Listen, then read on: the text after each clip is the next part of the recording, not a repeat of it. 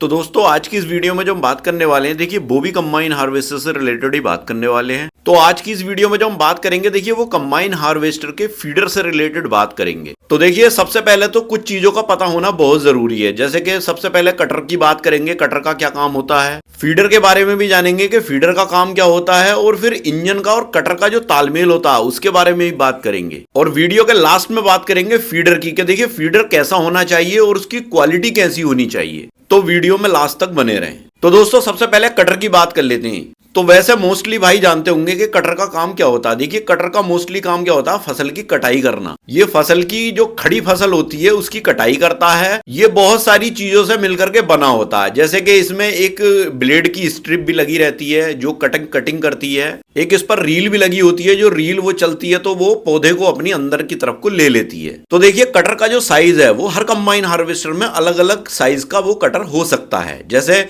जो mini combine harvester आती हैं उनमें कटर का साइज अलग होता है, बड़ी कंबाइन हार्वेस्टर में कटर का साइज अलग होता है। तो ये कई तरह के साइज में जो है अवेलेबल होती हैं। कंबाइन हार्वेस्टर में जो है इंजन के अकॉर्डिंग और कंबाइन हार्वेस्टर के अकॉर्डिंग कटर के साइज अलग अलग हो जाते हैं। जैसे कटर 7 फीट में ही मिल जाएगा आपको, 8 फीट में ही मिल जाएगा, 6 फीट में ही मिल जाएगा, 9-10 फीट में, 11 फीट में, 12 फीट में, सारी तरह के साइज में जो है कटर मिल जाता है। मतलब 15-16 फीट के कटर बार तक जो है कंबाइन हार्वेस्टर मिल जाती है। लेकिन जो नॉर्मली कंबाइन हार्वेस्टर चलती हैं हमारे यहाँ, जो कंबाइन हार्वेस्टर यूज की जाती हैं, उनके अंदर ज्यादातर जो कटर यूज होता है वो 14 फीट का ही कटर ज्यादातर आपको देखने को मिलेगा बड़ी कंबाइन हार्वेस्टर के अंदर। अब बात कर लेते हैं फीडर की। तो फीडर जो है वो कटर के जस्ट बाद वाला जो पार्ट होता है वो फीडर कहलाता है। इसे जो है कन्वेयर भी कहते हैं। तो कटर से फसल कटने के बाद वो फीडर में जाती है।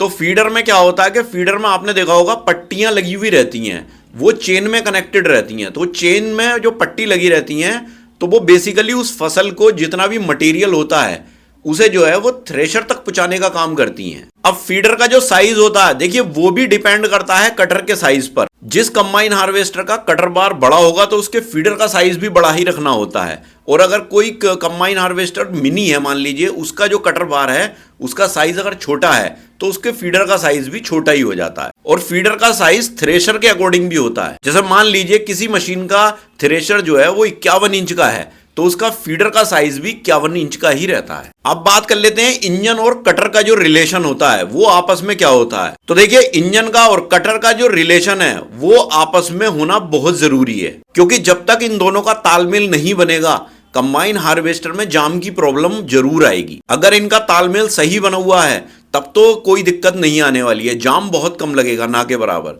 और अगर इन दोनों का रिलेशन तालमेल अच्छा नहीं बना तो फिर वो मशीन फेल है, उसमें जाम बहुत ज्यादा लगेंगे उस मशीन में। तो दोस्तों अगर आप किसी भी कंबाइन हार्वेस्टर की कीमत, उसका टेक्निकल स्पेसिफिकेशन और जो इसके जो पार्ट्स होते हैं, अगर आप उन्हें खरीदना या देखना चाहते हो तो एक वेबसाइट का लिंक मैंने डिस्क्रिप्शन में दे रखा है। ये इतनी बढ़िया वेबसाइट है, आपको सारे पार्ट्स के प्राइस भी देखने को मिल जाएंगे। आप कोई सा भी पार्ट्स इस पे देख सकते हो, कंबाइन हार्वेस्टर क्या और भी चीज होगा।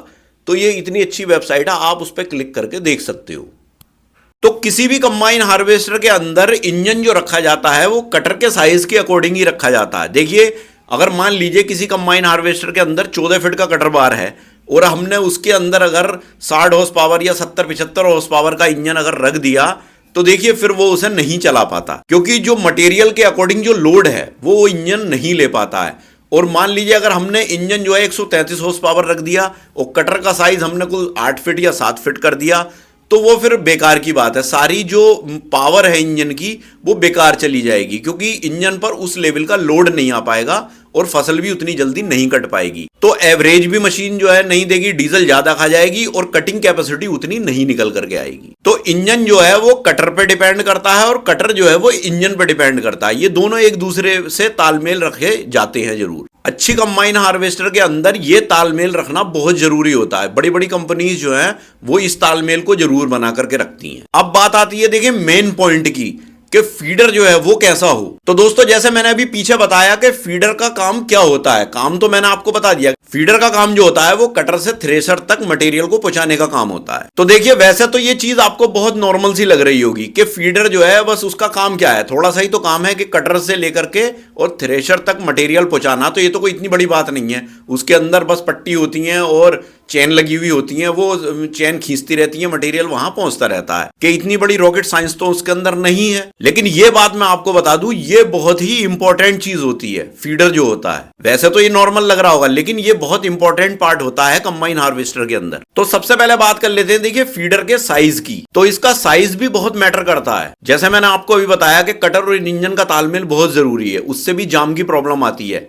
तो देखिए जाम की प्रॉब्लम फीडर के साइज की वजह से भी बहुत आती है। फीडर का जो साइज है वो कटर के अकॉर्डिंग रखा जाता है और थ्रेशर के अकॉर्डिंग। और अगर ऐसा नहीं होगा तो देखिए जाम की दिक्कत बहुत आएगी। और सबसे ज्यादा जाम जो लगता है वो फीडर के अंदर ही लगता है। जैसे कि आपने देखा होगा, फीडर के ऊपर एक बॉक्स टाइप का भी दिया हुआ होता है खोलने वाला, तो वो इसीलिए दिया हुआ होता है, फीडर कभी भी जाम हो जाता है तो वो जाम वहां से निकाला जाता है उसको खोल करके। तो मेरा कहने का जो मतलब है कि ये इंपॉर्टेंट क्यों है, इंपॉर्टेंट वो इसीलिए है क्योंकि इसी के अंदर सबसे ज्यादा जाम लगता है। और जब जाम लगता है तो टाइम वेस्ट होता है, और टाइम की बहुत बड़ी कीमत है इस बिजनेस के अंदर। अगर एक बार भी जाम लगा तो घंटा 2 घंटा आपका यूं ही चला जाएगा, जिससे कि आपका काफी नुकसान भी हो सकता है। अब बात कर लेते हैं देखिए फीडर की क्वालिटी की। तो देखिए फीडर की क्वालिटी जो है वो भी बहुत अच्छी होनी चाहिए, क्योंकि फीडर के अंदर जब मटेरियल जाता है तो रेगुलर जो है वो दबाव प्रेशर के साथ उसमें जाता है। तो उससे क्या है कि लोहे पर घिसाव ज्यादा होता है। तो फीडर की क्वालिटी अच्छे लोहे की बनी हुई होनी चाहिए। अगर क्वालिटी फीडर की अच्छी नहीं होगी तो वो ज्यादा दिन जो है फीडर नहीं चल पाएगा। क्योंकि सीजन करने के बाद जब कंबाइन हार्वेस्टर खड़ी होती है तो जब लोहा उसके अंदर अगर लोकल लगा हुआ होगा फीडर के अंदर और घिसाव ज्यादा आता है उसके ऊपर, तो वो लोहा जल्दी जंग पकड़ करके फिर चलेगी मशीन, फिर घिसेगा, तो वो बस 2-4 सीजन के अंदर ही फीडर खत्म हो जाएगा। और वो फीडर जो है अच्छे खासे पैसों का जो है दोबारा डलेगा, जुगाड़ उसके अंदर चलता नहीं है। तो इसीलिए जो अच्छी कंबाइन हार्वेस्टर होती हैं, जो कंपनी की होती हैं, जो ब्रांड होती हैं या सेमी ब्रांड होती हैं, देसी में भी देखिए मोस्टली यूज करती हैं कंपनियां, अब स्टेनलेस स्टील का इस्तेमाल करती हैं, जिससे कि वो स्टील जो है घिसती बहुत कम है। कुछ देसी कंबाइन हार्वेस्टर कंपनियां जो हैं अब भी बिना स्टील के, जो स्टेनलेस स्टील है वो नहीं लगा रही हैं, वो ऐसे ही सिंपल लोहे की बना करके दे देते हैं। तो उस फीडर की ज्यादा लाइफ नहीं होती। तो अगर आप कंबाइन हार्वेस्टर परचेज कर रहे हो तो सबसे पहले ये चीज जरूर पूछना कि जितने भी घिसने वाले पार्ट्स हैं उसमें स्टेनलेस स्टील का इस्तेमाल किया है या नहीं। अगर नहीं किया है तो आप कंपनी को बोलिए कि हम एक्स्ट्रा आपको पेमेंट कर देंगे, थोड़े पैसे बढ़ा लो, लेकिन ये स्टेनलेस स्टील का हमें दो। तो दोस्तों मैंने कुछ कंबाइन हार्वेस्टर के पार्ट्स वगैरह जो हैं, जैसे एडब्ल्यू यूरिया है, या आप टूल बॉक्स लेते हो, या ग्रीस की बाल्टी लेते हो, जो भी कंबाइन हार्वेस्टर में जो चीज़ें यूज़ होती हैं, तो देखिए मैंने उसका ऑनलाइन अगर आपको परचेस करनी है, कभी कभी क्या होता है किसी एरिया में आप फंस जाते हो, वहाँ पर आपको दुकान नहीं मिलती या कुछ नहीं है, तो इस तरह की चीज़ें आप ऑनलाइन भी मंगा सकते हो। तो मैंने कुछ अमेजन से ये चीज़ें आप खरीद सकते हो, मैंने उसके लिंक जो है डिस्क्रिप्शन में दे रखे हैं, आप वहां से क्लिक करके खरीद सकते हो। अब बात कर लेते हैं फीडर में जो चेन होती हैं उनकी बात कर लेते हैं। तो नॉर्मली आपने कंबाइन हार्वेस्टर में पहले 3 चेन देखी होंगी, तो 3 चेन उसमें लगी रहती हैं फीडर में। तो अब जैसे जैसे कंबाइन हार्वेस्टर कंपनीज जो है वो मॉडिफिकेशन कर रही हैं रेगुलर, तो अब मोस्टली कंबाइन हार्वेस्टर जितनी भी नई आ रही हैं उनके अंदर आपको 4 चेन देखने को मिलेंगी। तो 4 चेन लगाने का मकसद यही होता है कि एक तो उसके अंदर मजबूती आ जाती है, प्लस मटेरियल को अंदर खींचने की पावर उसकी बढ़ जाती है। तो दोस्तों ये तो हुई देखिए फीडर की बात। अब मैं आपको एक जरूरी बात बता दूं, देखिए कभी कभी जाम जो है वो फीडर की वजह से नहीं, और ना इंजन की ना कटर की, कभी कभी इसकी वजह से नहीं, ड्राइवर की वजह से भी जाम लग जाता है। क्योंकि कुछ चीजों का ड्राइवर अंदाजा नहीं लगा पाता, तो उसकी वजह से भी जाम लगने की दिक्कत आ जाती है। मान लीजिए मशीन तो आप किसी ब्रांडेड कंपनी की चला रहे हैं, लेकिन उसमें फिर भी जाम लग रहा है, तो देखिए कभी कभी दिक्कत होती है ड्राइवर की भी, वो उसका अंदाजा नहीं लगा पाता। मान लीजिए फसल भारी है और भारी फसल में जो है मटेरियल बहुत है उसके अंदर, और वो पूरा नीचे से कटिंग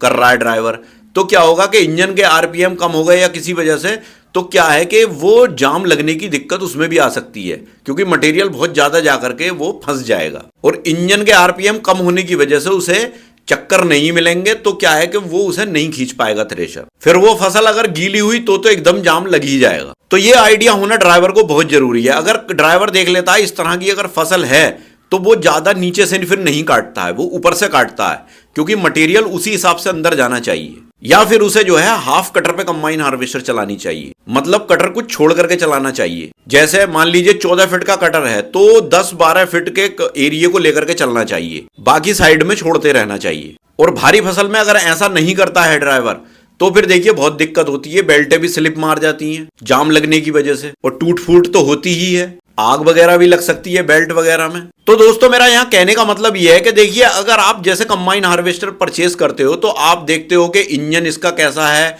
इसका इंजन किस कंपनी का है, इसकी पावर कितनी है। तो जिस हिसाब से आप इंजन देखते हो उसी हिसाब से आप फीडर को भी देखो।